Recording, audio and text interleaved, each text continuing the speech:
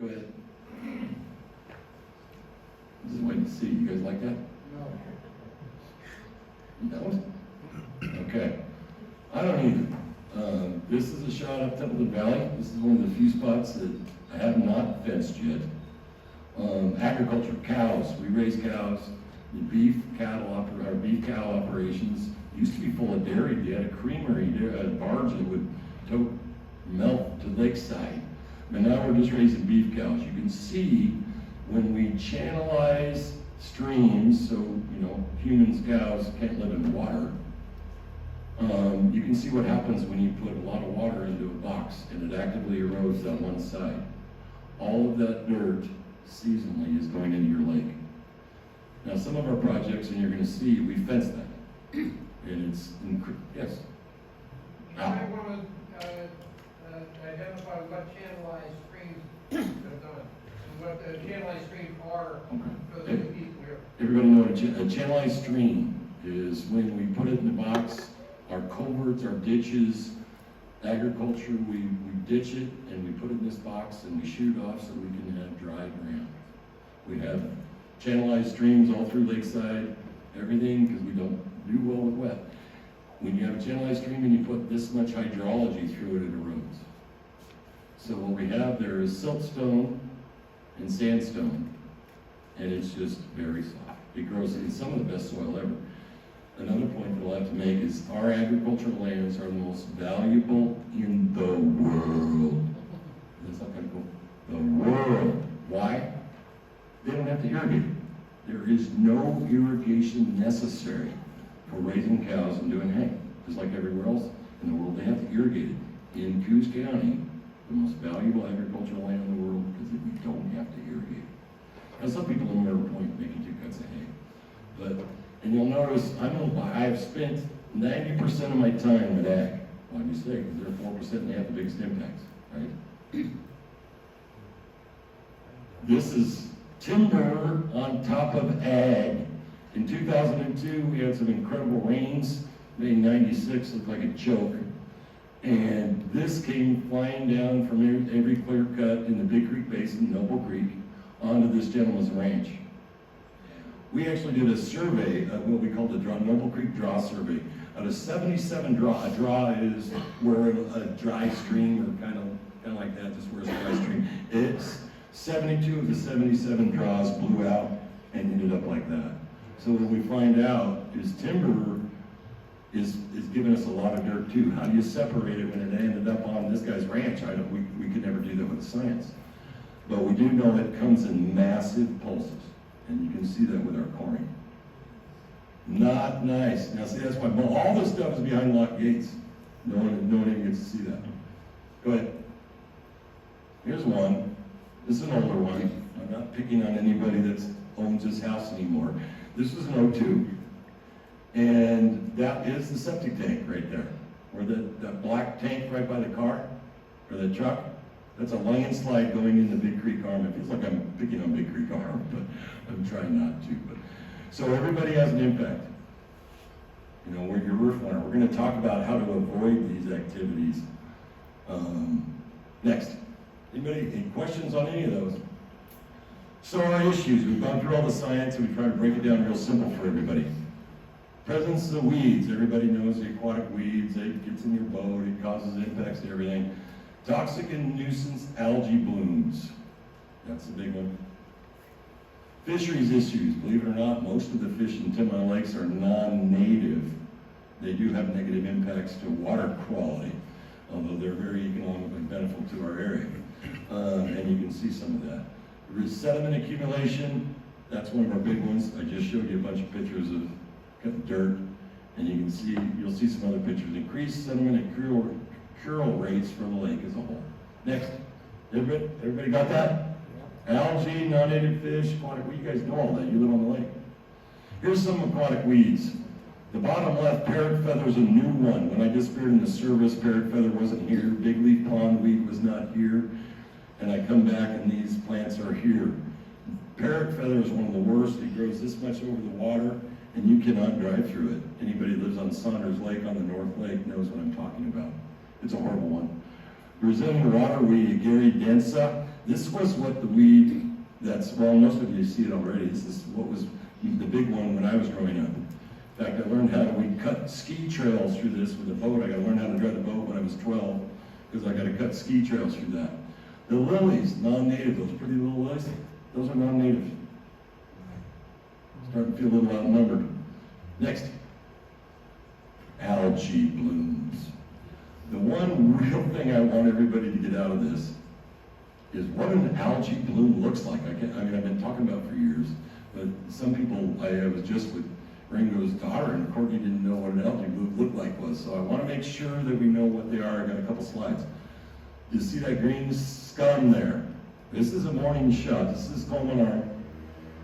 That is a toxic algae bloom. Whether it is at a level that it's producing toxins that are dangerous for kids and humans and dogs, I don't know.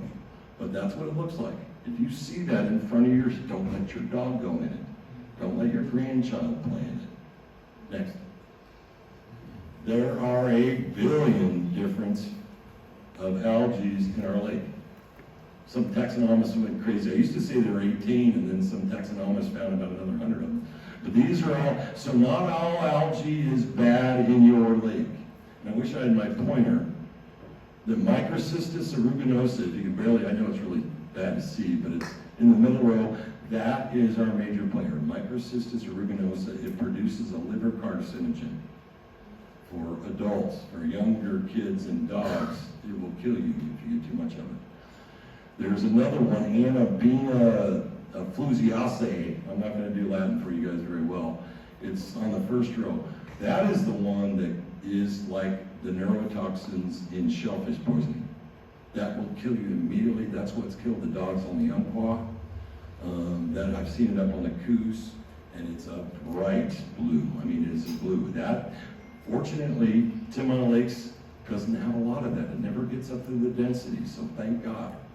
And we only have one of them to deal with. Next. Someone say that's algae, right? You see that. And when you see the kind of blue shine, that's when it's getting to levels that are toxic.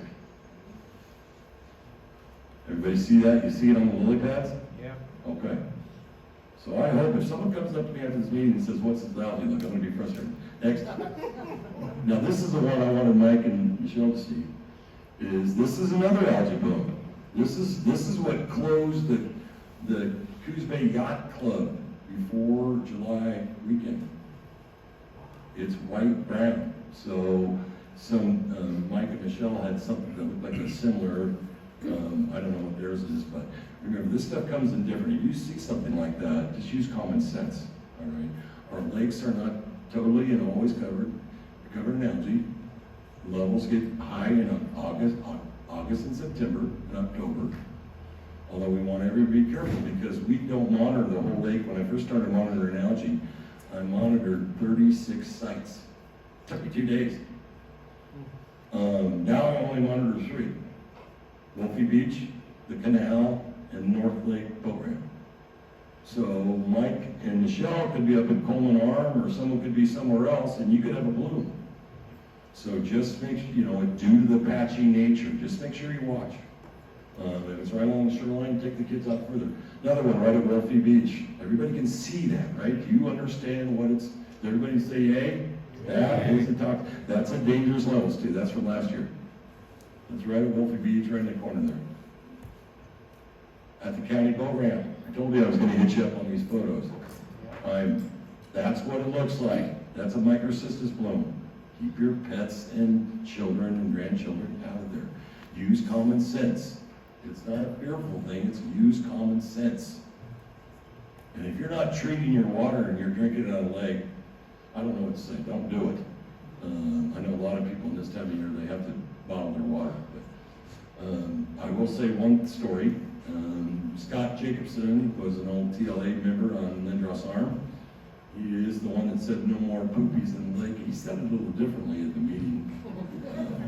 I think he used a bad word to get everybody's attention. We found out, we did a test, I think in 2007, we tested at his pump on his dock, and then we tested at the tap. And he had followed the Oregon Health guidelines on establishing His treatment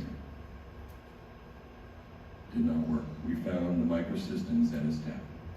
And I used to have a photo of it in my presentation, and he immediately went to rainwater collection that very next day. So I'm telling you, it's not something to fiddle with. I mean, us adults may not get sick right away, but it's going to get you later on. Any questions on that? How am I doing? Anybody sleeping? All right, non-native fish. These are all non-native fish. Bluegill. Grew up catching bluegills. Anybody got a bluegill lately? You guys have on the dock? Okay. A bunch of them about the perch. A bunch of them there. Okay. When I was growing up and you saw the picture when we were down there on the docks fishing, it was bluegills. There was no perch. We had poisoned the lake in 1968 to get rid of bluegills and everything else, just for coho. And they got put back in. Crappie were actually pretty big. They'd come and go. One year, maybe 10 years ago, everybody was catching 5-gallon buckets full. And I think the population crashed. There's a few going on. Bullhead catfish, non-native. The yellow perch. I'm going to make the yellow perch the bad guy.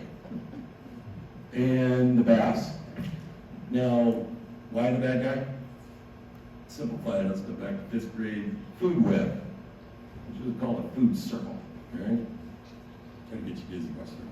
And everything's functioning with salmon and coho, and the water quality's great, and the zooplankton are eating down, the cyanobacteria, and the toxic algae kept down. And we throw in a bunch of perch and bass and crappie. And they eat the zooplankton that graze down on the cyanobacteria algae. And what happens? When the zooplankton went bye-bye, your algae blooms went bam. We actually changed the dynamics of what species are in our lake. And that's a big, non-native fish, and perch specifically, are still having those impacts. That's why we just had the perch purge at Ringo's Derby. And if you catch a perch, don't eat it. They are impacting your water quality. Now, there's a billion of them, and I don't think a fisherman can impact them, but that's the reality of it. It's not just one factor that's causing our water quality issues, right? We talked about land use. We're talking about fisheries issues that are doing it, and this is a big one. And hard to do anything when non-natives get in your lake. Mike, did you say eat them or not eat Eat them, kill them, do whatever you need. Put them in your garden. They are one of the reasons why we have water quality issues. Wow. Sedimentation. This is kind of a hard photo, and someone told me, can you see that dark water? That's Big Creek Arm, and there's a dark line that's kind of going. That's clean water. That's muddy water from Big Creek hitting Carlson Arm water. Can everybody see that? So way on top there, that's clean water. And then down here where that light, that is all mud. Big Creek was, through our science, we identified as the #1 contributor of sediment. We've done a lot of our work up there to stop it. All the cows are fenced out of every bit of the creeks. There are still some horses in the creeks, but we're working on that. Next, does everybody see that? Sedimentation. And you're going to hear it again. Here's a graph. We actually did coring samples. We took coring samples at the bottom of the lake, which did show the change in algae species, too. But don't ask me why we had a reduction in sediment in 1952. I don't know. But on the bottom line, I'm going to do a little science to you. Bottom line, that's sediment. That's depth going up on there. And there's years, and you can see our sediment line from 1952 to 1999. Just go straight up. We've talked about why it goes back in 1952. I do not know. But that's there's a sign that says we got to stop dirt coming in the lakes. Next. Here's Benson Creek. We measured just to show that, is that true? Is it dirt coming in the lakes?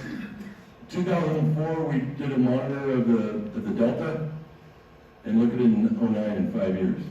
The same picture, you can see the house in the background. Look at the amount of accumulation coming in the lakes.